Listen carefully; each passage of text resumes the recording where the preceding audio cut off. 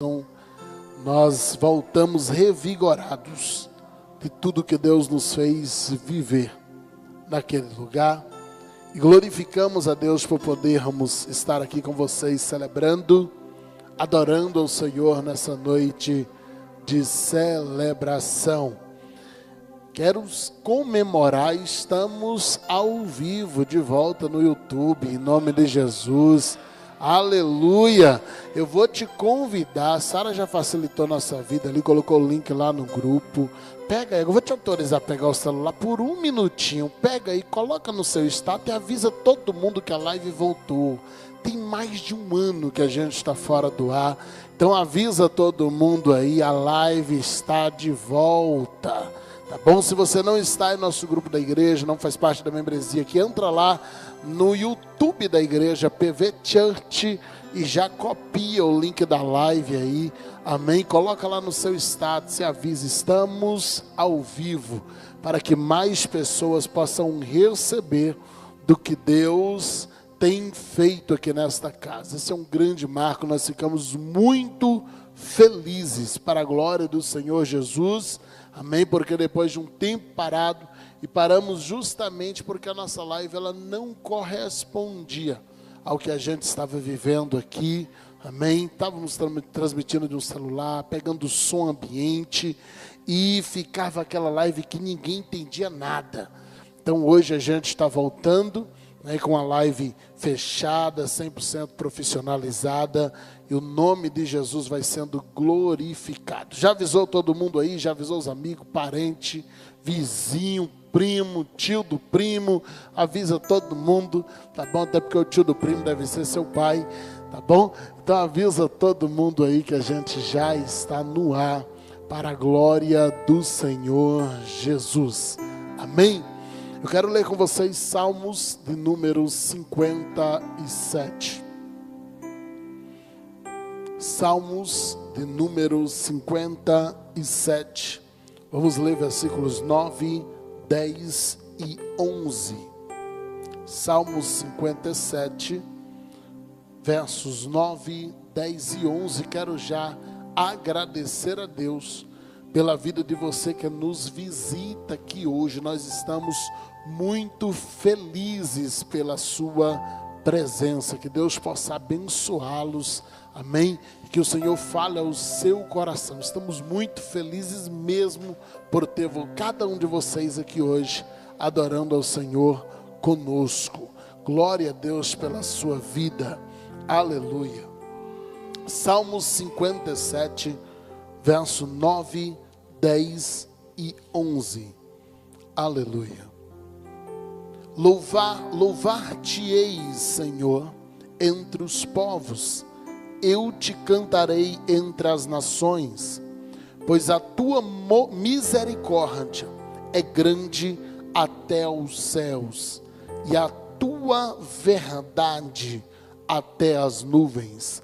Sê exaltado, ó Deus, sobre os céus, e seja tua glória sobre toda a terra. Vamos ler esse versículo 11 todos juntos, o verso 11 todos juntos, 1, 2, 3, Sê exaltado, ó Deus, sobre os céus, e seja a tua glória sobre toda a terra. Feche os seus olhos, fale com Deus agora, apresente tua fome, tua sede, apresente para Deus a tua expectativa que você veio buscar nessa noite. Fale com Ele aí, em o nome de Jesus. Pai, eu te glorifico, eu te louvo por estarmos aqui nessa casa, eu te engrandeço porque em mais um domingo nós temos o privilégio de nos reunirmos para te adorar, para te ouvir, para te exaltar.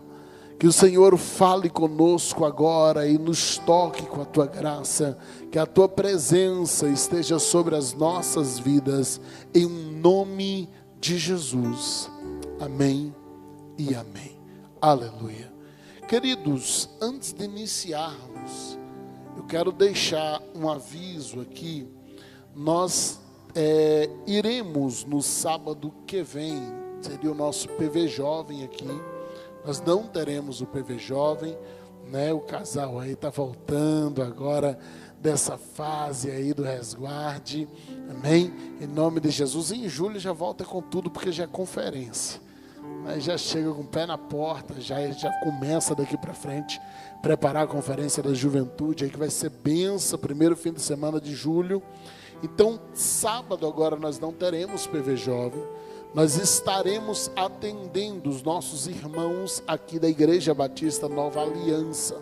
Fica aqui próximo ao lado da escola Padre Aguiar, aqui pertinho, tá bom? Bem pertinho mesmo, aqui na rua, é uma rua depois do supermercado Patagônia, tá bom? E nós estaremos lá, o Ministério de Louvor vai estar louvando, eu vou estar pregando, estaremos servindo os nossos queridos lá na festividade do aniversário deles. Eles estiveram aqui no nosso aniversário, adoraram conosco, amém? E vocês estão convidados, uma vez que aqui estará sem programação, a igreja está convidada a estar lá com a gente, adorando junto com o PV Adoração, exaltando ao Senhor também juntamente com os nossos irmãos, no aniversário da Igreja Batista Nova Aliança. Está aqui, bem próximo a nós, tá bom? Então você que deseja ir, não sabe onde é, nos participe, que a gente dá uma forma de te encontrar ou te guiar até lá. Amém? O Salmo 57 que lemos, ele é fantástico, porque quando você lê ele, há um grito de socorro nesse salmo. O salmista chega a dizer que ele se sente como alguém que está entre os dentes de um leão. Ele se sente como alguém que está à beira da morte, que não tem mais expectativa de que vai escapar do problema que ele estava. Apesar disso, o Salmo 57, que é composto por 11 versos, ele tem pelo menos 7 versos que são de completa glorificação a Deus. Ele informa no Salmo que ele está no pior momento, vivendo o que provavelmente naquele momento ele achava ser, provavelmente a sua morte. Mas apesar dos clamores de socorro que há neste salmo, ele intercala o pedido de socorro com a glorificação. E ele vai clamando por ajuda e glorificando, clamando por ajuda e glorificando, clamando por ajuda e glorificando a Deus. É impressionante a forma como ele adora em um momento difícil. O salmista Davi, que havia acabado de passar pela casa de Labão, e depois de algumas intempéries que acontecem ali, ele fica sabendo que Saul está vindo ao encontro dele. Ele fica sabendo que Saul está vindo para matá-lo, para destruí-lo. E então, ao tomar conhecimento disso, ele se esconde em uma cadeia de cavernas que havia entre as montanhas próximas, cavernas interligadas. E ele se esconde ali, nas chamadas cavernas de Adulão, ou da terra de Adulão. E naquelas cavernas, entendendo que se Saul se aproximasse, talvez ele não teria saída. Se Saul o encontrasse, ele não teria por onde fugir. Ele escreve o Salmo 57 em meio a dor, desespero e medo. E ao invés de ocupar apenas 11 versos, pedindo socorro, como ele fez em algum desses versos, ele procura ocupar pelo menos 60% dos salmos com a adoração. Pelo menos 60% deste salmo com glorificação, com gratidão. Então ele dizia: tem misericórdia de mim, ó Deus, porque tu és Deus para sempre. Me socorre, Deus, porque eu estou prestes a morrer, mas o teu nome permanece de geração em geração. Deus, me socorre, porque eu não vejo saída, mas o Senhor adorador é aquele que deve ser adorado. Ele vai clamando pelo problema, mas ele não para de adorar. Ele vai clamando pelo problema, mas ele não para de louvar. Davi está enfrentando um período de deserto que sucedeu uma consagração, em que Samuel vai visitar Davi no seu primeiro cenário, que são os campos de seu pai. Ele está pastoreando as ovelhas de seu pai, sossegado, vivendo em solitude. Isso é diferente de solidão. Ele está no seu lugar de paz. E aí chega um profeta e consagra ele a rei. Ele é levado para a casa de Saul. Começa como um arpista, mas ele vence um gigante. É convidado como soldado. Na sequência, ele é promovido a general. E ele vai passar 7 anos na casa de Saul servindo como servo, trabalhando nos diversos setores do palácio. Mas ao descobrir que Davi era aquele que Samuel havia ungido, Saul começa uma perseguição que duraria cerca de outros 7 anos. Então o menino que esteve no campo tranquilo, agora se vê no meio do deserto. Ele não tem ninguém para socorrê-lo. Saul tem um exército gigantesco, e a Bíblia diz que Saul, ele vinha com todo o seu exército para caçar um homem. Houve guerras de Israel contra os filisteus que Saul não dispôs de todo o seu exército. Houve guerras de Israel contra amalequitas que Saul não levou todo o exército. Mas agora ele está com um exército inteiro para caçar um homem que não lhe oferecia risco, mas que Saul tinha ciúme de que Davi viesse a tomar sua coroa, que Saul tinha medo de que Davi viesse a ocupar o seu lugar. Então o texto que temos em 1 Samuel capítulo 22, versículos 1 e 2, vai descrever um cenário que é caótico. A Bíblia diz: então Davi retirou dali e escapou para a caverna de Adulão. E ouviram nos seus irmãos e toda a casa de seu pai, desceram ali para ter com ele. Então de cara chegou uma família inteira. A família de Davi vai para lá, porque Saul poderia matá-los também. Mas olha o que diz o versículo 2: e ajuntou-se a ele todo homem que se achava em aperto, e todo homem endividado, e todo homem desgostoso, depressivos. Ele se fez capitão deles, e era com ele uns 400 homens. Imagina você estar orando, dizendo: Deus me socorre, Deus envia alguém, Deus me ajuda, Deus envia soldados, envia gente preparada, envia alguém que vai solucionar a minha causa. Aí aparece uma turma de endividados, de enrolados, de problemáticos, apertados, e o pior, alguns ainda estavam em profunda depressão, homens desgostosos. Era cenário para Davi chegar na porta da caverna, olhar para cima e dizer para Deus: você deve estar de brincadeira, tem um exército vindo contra mim, e me aparece 400 pessoas destruídas, acabadas, 400 pessoas cuja experiência é mínima, cujo caráter é duvidoso, cuja situação emocional está destruída. De que me serviria esses? Mas a Bíblia diz que quando eles chegam, Davi diz: olha, se vocês aceitam a minha liderança, eu vou liderá-los. Se vocês aceitam estar comigo, eu vou ser líder sobre vocês. Entenda isso: toda paternidade espiritual, toda liderança, ela precisa funcionar de baixo para cima. Eu não consigo escolher os filhos ministeriais, porque os filhos escolhem aos pais. Eu não consigo escolher um obreiro aqui e dizer: olha, eu vou fazer desse obreiro um homem conhecido em toda a cidade, eu vou levá-lo comigo, ele vai crescer. Não, porque são os filhos que decidem andar com os pais. São os filhos espíritos que decidem no âmbito espiritual, no âmbito da liderança, no âmbito ministerial. São as pessoas que dizem: eu vou trabalhar com você. E a Bíblia diz que Davi se fez capitão deles. Era um exército de 400 endividados, apertados, desgostosos, contra um exército inteiro de Israel armado, capacitado, devidamente equipado.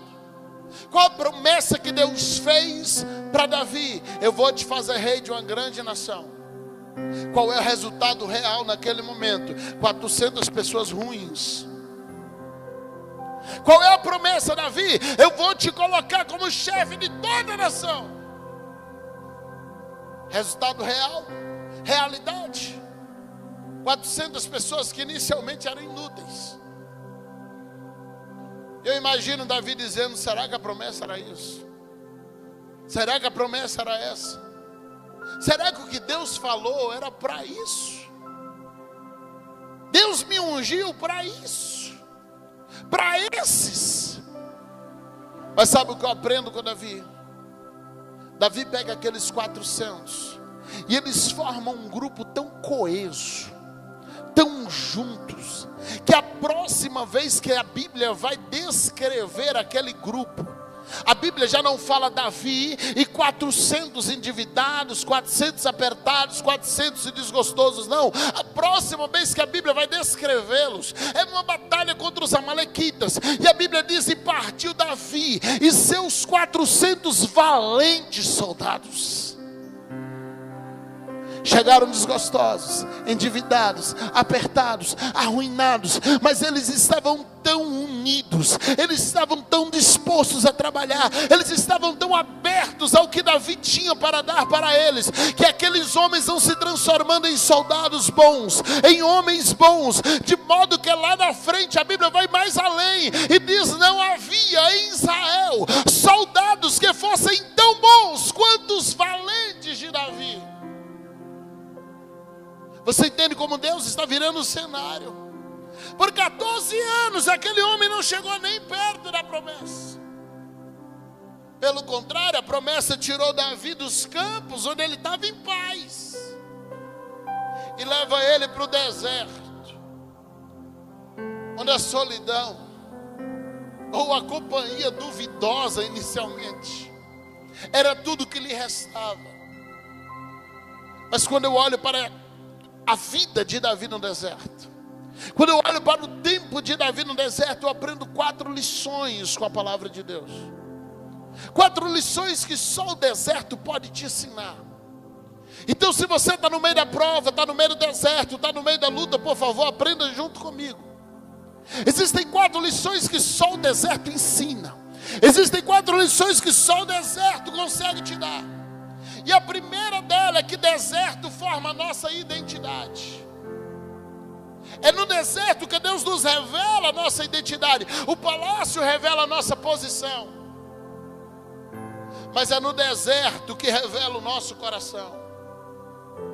O palácio, as alturas, as posições revelam o que Deus fez comigo ou para mim. Mas são os momentos de deserto que revelam quem eu sou.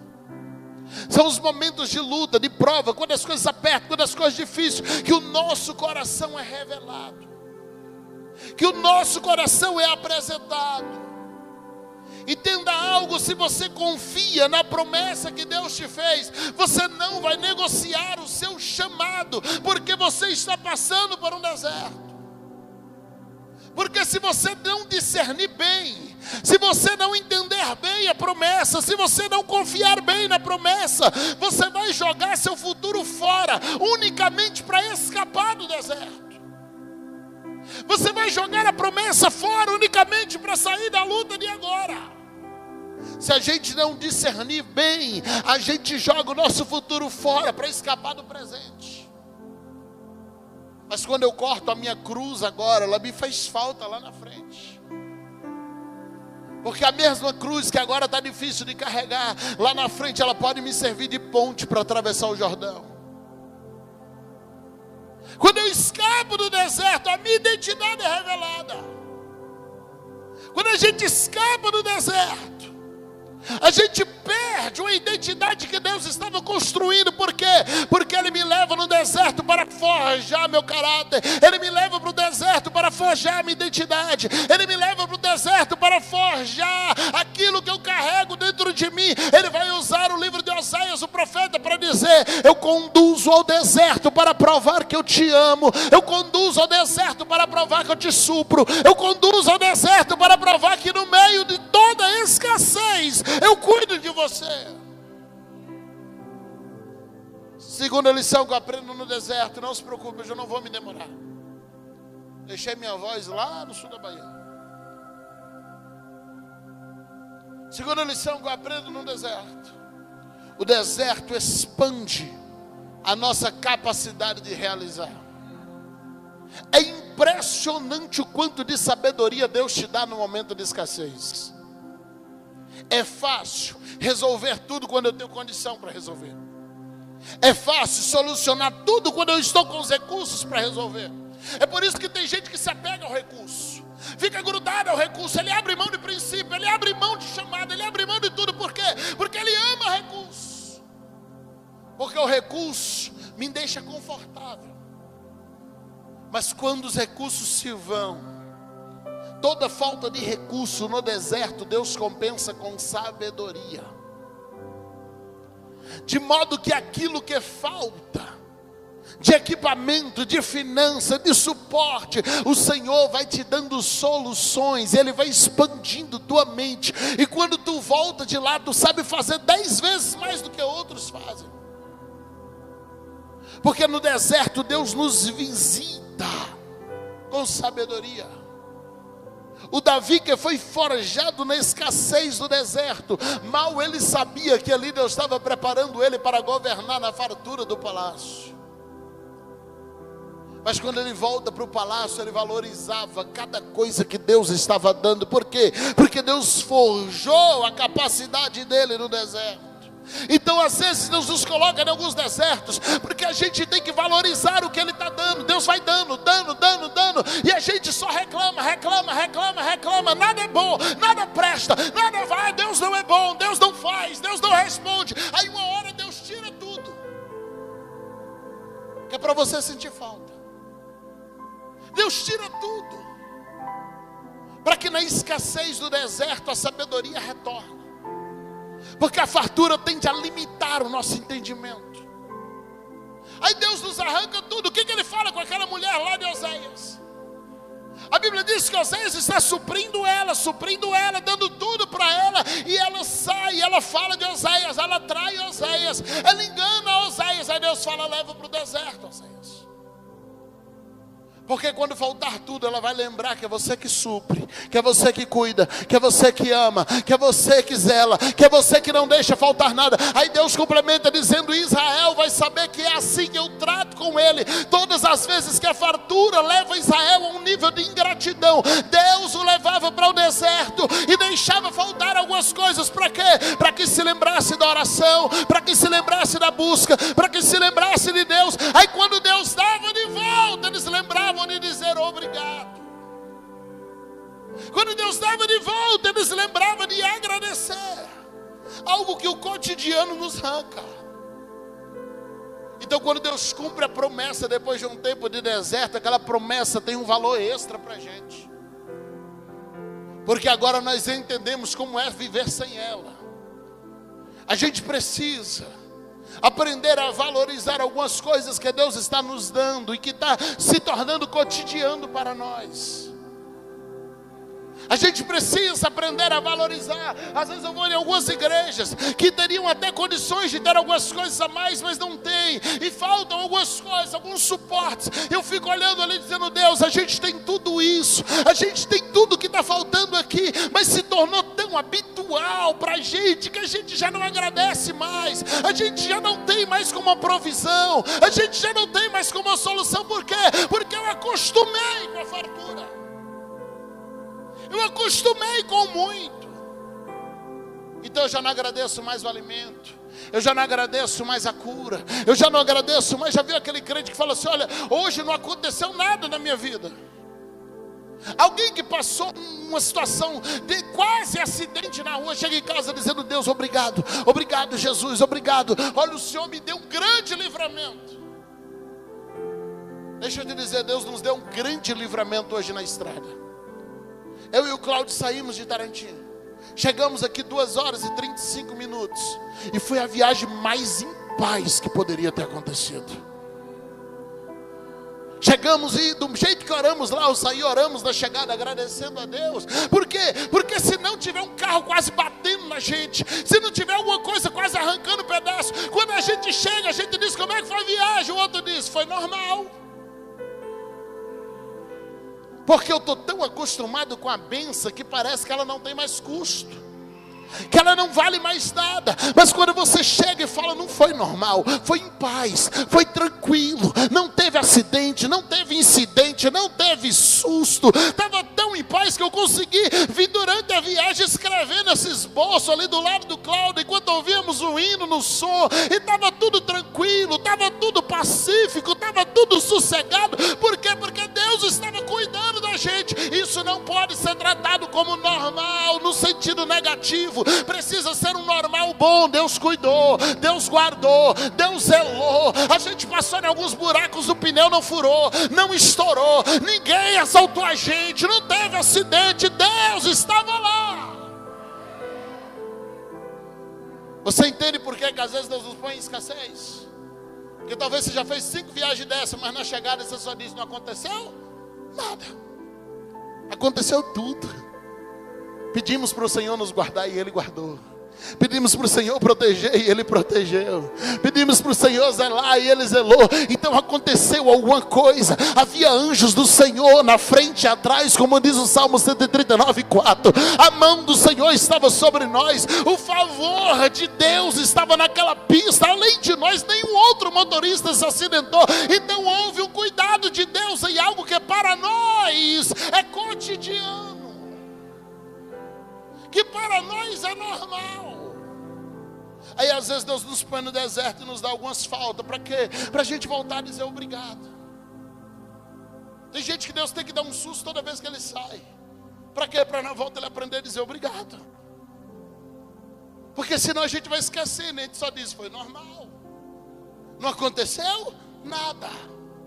Terceira lição no deserto. No deserto os amigos se destacam de entre os colegas.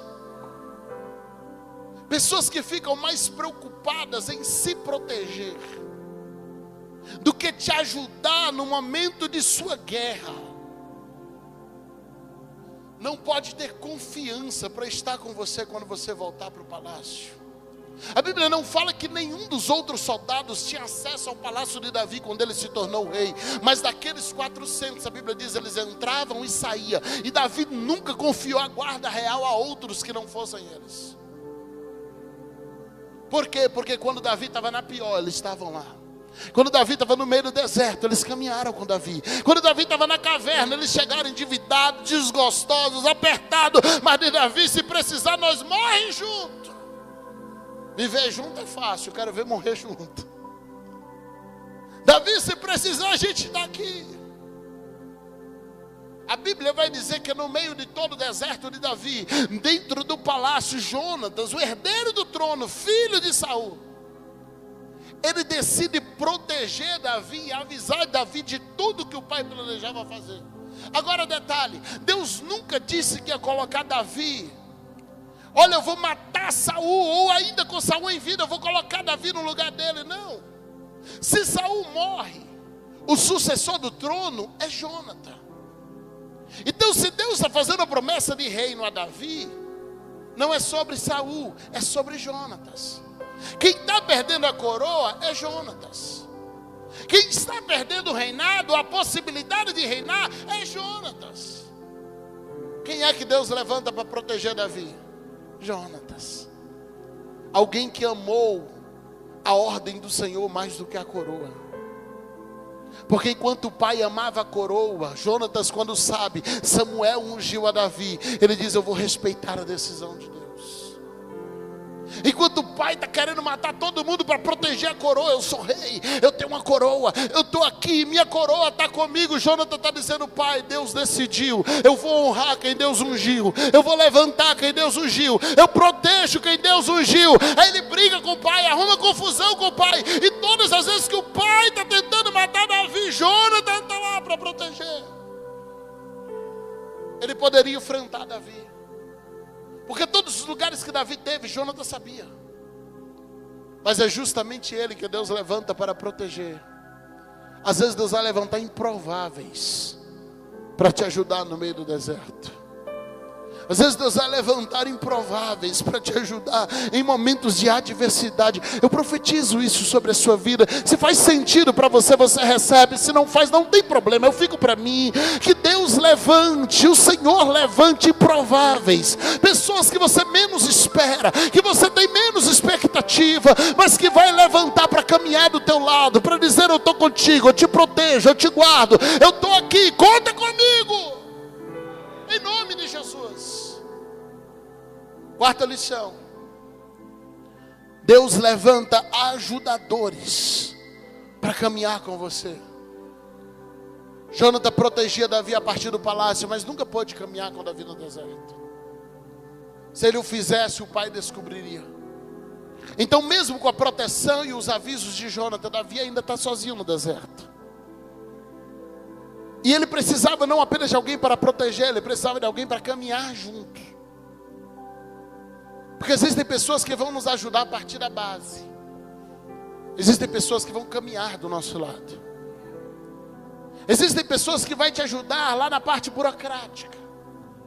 Existem outras que talvez não resolvem nada no palácio, mas caminham com você no deserto.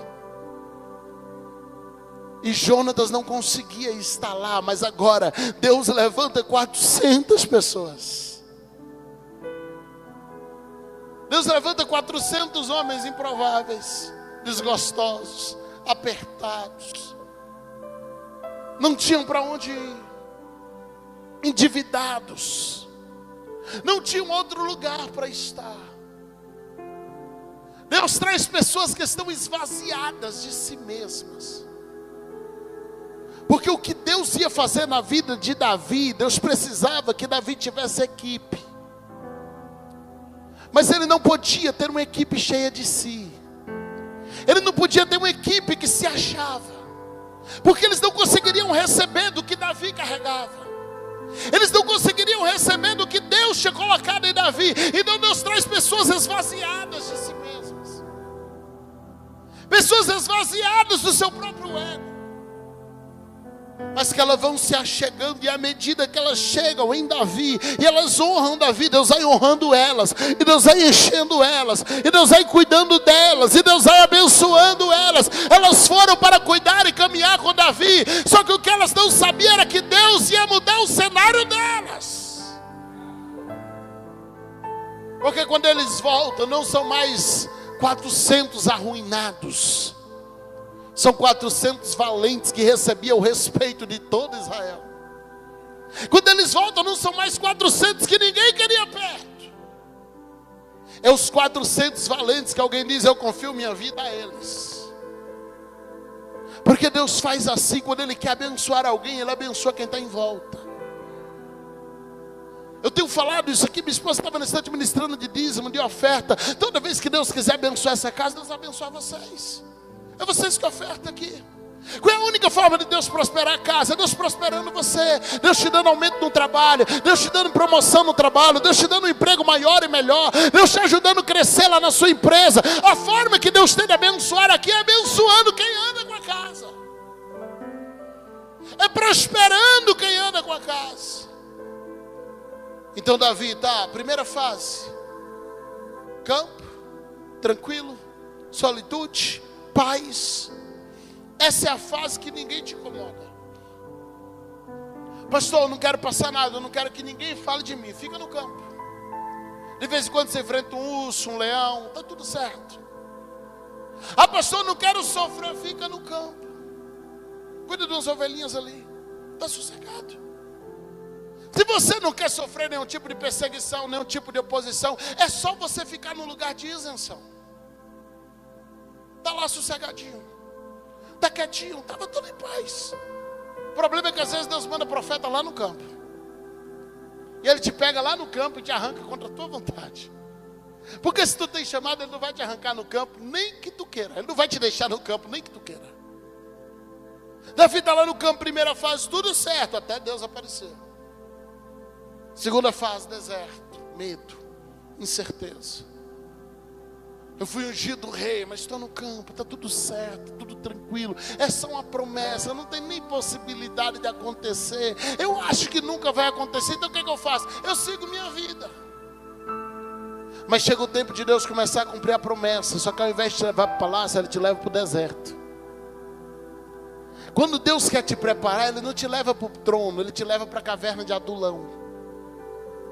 E lá é o lugar da incerteza. Porque essa fase é pior do que a anterior. Depois que Deus faz a promessa, as coisas começam a piorar um tiquinho. Eu sei que todo mundo aqui já passou por isso. Estava tudo bem, até pastor, começar a buscar um pouquinho mais. O negócio apertou. O que aconteceu? Deus tirou você do campo, botou no deserto. E você começa a dizer: Deus, era isso que o Senhor tinha para mim? Era isso aqui que o Senhor tinha me prometido? Porque deserto é o lugar onde as certezas vão embora. E Davi começa a orar dizendo: eu estou no meio dos dentes do leão. Eu vou morrer. Vai dar ruim. Isso aqui não é cumprimento de promessa. Isso aqui não, Deus, pelo amor de Deus, o Senhor me falou que ia estar lá no palácio. E Deus, eu estou aqui no deserto. Me prometeu um trono, eu estou sentado numa pedra. Me prometeu um palácio, eu estou me escondendo em cavernas frias e cheia de morcego. Por quê? Porque Deus tirou do campo. Porque no campo você estava muito tranquilo. E em lugares tranquilos a gente não costuma ser preparados. Aí Ele nos leva para o deserto. Lá Ele trata, lá Ele nos dá sabedoria, lá Ele nos dá capacidade, lá Ele cuida de nós, lá Ele arranca o nosso ego, Ele arranca o que a gente acha que sabe, Ele arranca o que a gente acha que pode. Ah, eu sei fazer. Deus te coloca no lugar que teu conhecimento não sabe de nada, não serve de nada, não flui em nada. Ah, Deus, eu sou o cara, eu tenho muita capacidade. Deus, eu estudei, Deus. Aí Deus te coloca numa situação que teu estudo não vale de nada, não ajuda em nada. Aí Deus, o que está acontecendo? O Senhor está te convidando a olhar para os montes e se perguntar: de onde vem o meu socorro? Porque também não vem dos montes. Então, depois de olhar para os montes e descobrir que não vem dos montes, você leva os olhos um pouquinho mais e olha para o céu. E a oração muda e você começa a dizer: o meu socorro vem do Senhor que fez os céus e a terra. Quem vence deserto, quem passa até o final no deserto, chega no palácio, que é o cumprimento da promessa. Melhor dia da prova é o dia que ela acaba. Melhor dia da luta é o dia que você diz: acabou, eu venci. E você olha para trás e diz: valeu a pena chorar, valeu a pena sofrer, valeu a pena padecer, valeu a pena eu passar algum sufoco, valeu a pena eu perder as expectativas. Por quê? Porque Deus está cumprindo as promessas. Agora, sobre tudo que tu tem que guardar, guarda o teu coração. Porque a tendência é que nessas fases você seja tentado a perder seu coração. Se você está como Davi, sendo um liderado, vai surgir alguns Saús para poder tirar seu coração do lugar. Se Deus te levar a uma posição de líder, surge alguns Absalãos e Joabe para tirar seu coração do lugar. Em todas as fases vai ter alguém para tentar tirar seu coração do lugar. Eu preciso guardar o meu coração em todas essas fases. Porque quando eu olho para o Salmo 57, no meio do maior estado de sofrimento, Davi está orando, dizendo: Senhor, que a minha alma não se esqueça de cantar um louvor a Ti. Que o meu coração não se esqueça de ser um adorador. Que o meu coração não se esqueça de que no palácio, no campo ou no deserto, eu preciso Te adorar. Porque essa é a única constante. Vai ter dia que vai ser: uau, só benção, deu tudo certo, pastor. Tem dia que não, deu tudo errado. Tem dia que você vai lá e todos os diagnósticos e prognósticos são ótimos. Tem dia que não, você vai lá e aí o patrão te manda embora. Você leva a culpa por algo que você não fez na empresa. Você recebe do médico o diagnóstico que não queria. Só que não deixe que as nuvens de um dia nublado te façam duvidar da existência do sol. Está nublado, mas o sol está lá. Está fechado, mas o sol está lá. Pastor, eu não consigo ver, mas ele ainda está lá. E o nosso sol da justiça é o nosso Yahvé, é o nosso Senhor, é o nosso Deus. E a Bíblia diz: de geração em geração Ele é. Então a minha circunstância muda, é de Deus não. As minhas lutas e vitórias mudam de acordo com o dia, mas Deus não. Deus permanece para sempre. Deus é exaltado para sempre. A glória dele permanece para sempre. Então toda vez que o teu coração for para ser mudado pela circunstância, for para ser mudado pela geografia, for para ser mudado por alguma coisa, guarda o teu coração em Cristo e fala: Jesus, eu preciso permanecer firme em Ti. Eu fui fiel no campo, eu vou ser fiel no deserto, porque eu quero ser fiel no palácio. Eu fui fiel quando estava tudo tranquilo, até Deus me achar. Aí Deus me achou, me fez uma promessa, e agora o negócio virou tudo de cabeça para baixo. Eu vou ser fiel com as coisas de cabeça para baixo também. Por quê? Porque quando o Senhor virar de volta, eu vou estar fiel. Quando a gente vai para Efésios 6, a Bíblia vai nos ensinar a revestir-nos das armaduras de Deus, para que possamos resistir ao dia mau. A Bíblia não fala assim: olha, talvez aconteça. Não, o dia mau acontece para todo mundo. Se tu ainda não passou um dia mau, eu acho que tu deveria ficar preparado, porque ele pode aparecer qualquer hora dessa. Um dia mau aparece. É aquele dia que chega uma notícia que você não queria, acontece alguma coisa que você não queria. Só que o texto diz: revesti-vos da armadura de Deus, para que possais resistir ao dia mau. E havendo feito tudo, havendo passado o dia mau, você ainda está firme. Então não é sobre o dia mau, é sobre como eu estou depois que o dia mau passa. Porque não adianta chegar o tempo do palácio se eu fraquecei no deserto. Não adianta chegar o tempo do cumprimento de promessas se no deserto eu fraquejei. E eu não me levantei de novo, porque às vezes você pode até fracassar por um momento, mas precisa se posicionar de novo, assumir de novo a tua posição de adorador. E havendo feito tudo, permanecer firme. É como o salmista dizendo: Deus, me socorre porque está terrível, mas eu te glorifico porque tu és Deus. Deus, me socorre porque eu acho que eu vou morrer, mas eu te adoro porque tu permanece para sempre. Deus, me socorre aqui porque eu acho que não tem mais solução, mas a tua glória não tem fim, e a adoração a ti precisa ser eterna. Deus, me socorre porque Saul agora vai acabar comigo, mas no verso 11 ele está dizendo: ser exaltado, ó Deus, sobre os céus, e seja a tua glória sobre toda a terra. Ele está dizendo: Deus, minha situação está difícil, mas eu não me esquecerei de que o Senhor continua sendo Deus. Deus continua sendo Deus. Eu não sei qual é o seu estado, eu não sei qual é a luta que você está enfrentando, se é física, se é emocional, se é espiritual, se é familiar, se é financeira. Mas eu te convido hoje a entrar num ambiente de glorificação, onde você vai adorar a Deus pelo que Ele é, mesmo que Ele não faça o que você quer que Ele faça agora. Talvez você esfriou na fé, talvez você se afastou lá de onde você congregava. Por quê? Porque, pastor, acho que eu não vou nem mais para a igreja, porque Deus não está fazendo da forma como eu queria. Mas de geração em geração Ele é. Quem depende de nós é Ele. Ou melhor, quem depende dEle somos nós, perdoe-me. Quem depende da grandeza dele é a gente.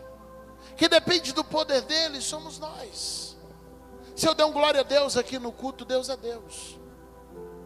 Se eu não der nenhum glória a Deus aqui no culto, Deus ainda é Deus. Se na hora do louvor eu resolver cantar aí na minha cadeira, Deus é Deus. Se eu não cantar, Deus ainda é Deus. Eu não canto porque Deus está carente de cantores. Eu não dou um glória a Deus porque Deus precisa disso. Não, Deus não sofre carências. Tem miríades, é um número incontável, a mente humana, miríades de anjos gritando santo, santo, santo, santo, santo. Deus não depende da minha glorificação. Então por que eu glorifico? Porque eu dependo de glorificá-lo. Porque eu adoro, porque eu preciso adorá-lo. Porque eu prego, porque eu faço minhas as palavras de Paulo. Ai de mim se eu não anunciar o evangelho. Ai de mim se eu não falar do meu Jesus. Então não é sobre o que ele precisa, é sobre o que eu preciso. Porque ele não precisa, ele é. Antes que eu nascesse, ele já era. Depois que eu me for, ele continuará sendo. Ele é. Eternamente ele é. Para sempre ele é. De geração em geração ele é. A Bíblia diz: antes que o mundo fosse formado, ele é. Ele é o alfa antes do princípio. Ele é o ômega, estará depois do fim. Ele é o Pai da eternidade. Ele está acima de absolutamente tudo. Ele é Deus. E Davi entendeu isso. É por isso que o menino do campo, que depois foi para o deserto, no final Deus o pega e traz para o trono e cumpre a promessa. O que Davi não sabia é que apesar do período que ele passou no deserto, tinha 40 anos de reinado para ele viver. Sabe por que a gente agonia? Porque a gente não sabe do nosso amanhã. Sabe por que a gente agonia? Porque a nossa visão é horizontal. A gente só vê o que está à nossa frente, limitado. Se a gente visse como ele vê, se o nosso olhar fosse de cima, se a gente conseguisse chegar à altura que ele está. Como eu faço isso, pastor? Quando eu me prostro em adoração, eu entro na sala do trono. Quando eu me lanço aos seus pés, eu entro diante dele, no seu trono. E o seu trono não é aqui na terra, o seu trono é no céu. Então toda vez que eu me prostro aos seus pés, eu estou subindo até onde ele está em adoração. E quando eu estou diante dele em adoração, aonde ele está, eu consigo ver o que ele está vendo. Eu consigo contemplar o que ele está contemplando. Eu consigo perceber o que ele está percebendo. E já não é mais sobre as minhas limitações, é sobre o poder dele, é sobre a grandeza dele, é sobre a autoridade dele, é sobre o que ele tem para fazer. Não é mais sobre o que eu estou vendo agora, não. Os meus olhos são limitados ao presente, a minha memória é limitada ao passado, mas a visão de Deus contempla o futuro. A visão de Deus sabe do meu amanhã. A visão de Deus sabe o que ele está preparando. Se você encontrasse Davi no meio do deserto, 5 anos depois você encontra Davi no meio do deserto, mesmo grupo, mesmo tanto de gente, sofrendo do mesmo jeito. 1 ano depois você encontra Davi, já passou 6, está no deserto, mesmo grupo, mesmo tanto de gente. 7 anos depois Davi sobe ao trono. Não é de Israel, é de Hebron, é de uma comunidade. Até quando a promessa cumpre, parece que está limitada. Ele fica mais 7 anos reinando só em Hebron. Só lá. Era num povoado de Israel. Ele é rei da onde? Da menor cidade. Mas Deus reservava para ele a promessa completa. E chega uma hora que todo o povo de Israel clama, dizendo: unjamos a Davi. Vamos trazê-lo para que reine em Jerusalém. Vamos trazê-lo para que reine sobre toda a terra. Deus conhece o teu amanhã, você não. Deus conhece o teu futuro, você não. Deus conhece o que Ele vai fazer nos próximos dias, você não. Pastor, o que isso tem a ver com a minha vida? Por que está pregando isso? E por que isso seria importante para mim? Porque o Senhor está dizendo, não desista agora. Eu sei do que você não sabe. Tudo que eu preguei aqui é para chegar aqui e o Senhor poder dizer para você agora, às 8h17 da noite, não pare, não desista, não vá embora e deixe o chamado para trás, porque Deus sabe do que você não sabe. Você não conhece teu futuro, mas Ele já escreveu para você. Você não conhece teu amanhã, mas Ele já desenhou para você. Então não para, não desista, não se afaste dele, porque o tempo de cumprimento de promessa chega, e a gente precisa, vendo passado pelo dia mau, estar firme, havendo passado pelo dia mau, permanecer firme, permanecer com Cristo. Eu quero orar com você.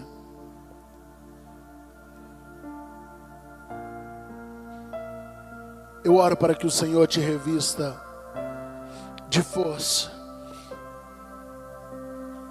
Eu oro para que o Senhor te revista de ânimo. E naquilo que te falta força. Obrigado, querido. Naquilo que te falta ânimo. Viajei ontem, levei um monte de lenço. Deixei tudo dentro da bolsa. Fiquei lá para os irmãos me dar papel do mesmo jeito. Descobri que não é só aqui.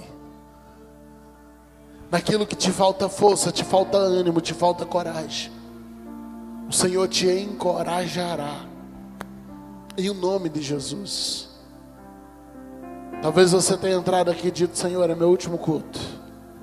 É minha última tentativa. É minha última força. Mas o Senhor está dizendo, você não conhece o teu futuro, eu conheço. Você não sabe o meu propósito, eu conheço. Você pode orar agora. Você conhece sua situação melhor do que eu. Fale com Deus agora, levante sua voz. Espírito Santo, sonda. Toca. Fortalece. Nós profetizamos aquilo que o Senhor disse para Josué no capítulo 1. E que o Senhor trouxe como promessa lá no capítulo 41 de Isaías. E repetiu em Isaías 54, dizendo, não temas, eu te esforço, eu te ajudo, eu te sustento com a destra da minha justiça.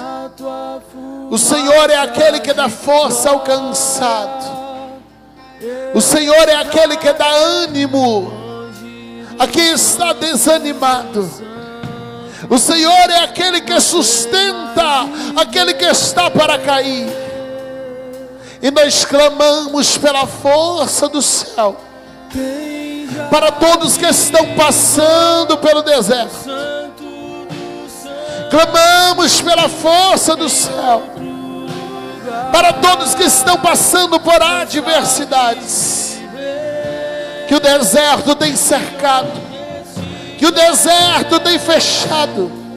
Envia ajudadores, envia auxiliadores, para que essa pessoa não esteja só no deserto, mas acima de tudo que o Senhor seja a força dele, que o Senhor seja a força dela, que o Senhor seja a força dele, que o Senhor seja a força dela, que o Senhor seja a ajuda e o sustento